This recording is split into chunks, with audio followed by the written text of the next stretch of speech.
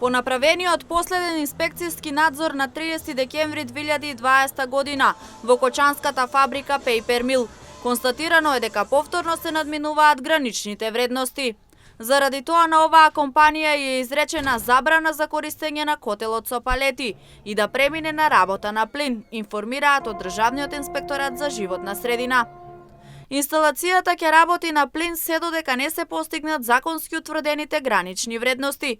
Државниот инспекторат за животна средина инсистира на почитување на законите. Не дозволуваме загадување на кочани, се вели во соопштението на Државниот инспекторат за животна средина. Последниот инспекцијски надзор беше спроведен по претходно направени 2 вонредни надзори, на кој беше утврдено дека Paper Mill ги надминува дозволените гранични вредности на испуштање PM честички од нејзините оџаци и доведува до загадување на воздухот. Следуваше и четвртиот поред протест од страна на граѓаните на општина Кочани, по кој се закажа и последниот инспекцијски надзор и се спроведе на 30 декември 2020 година.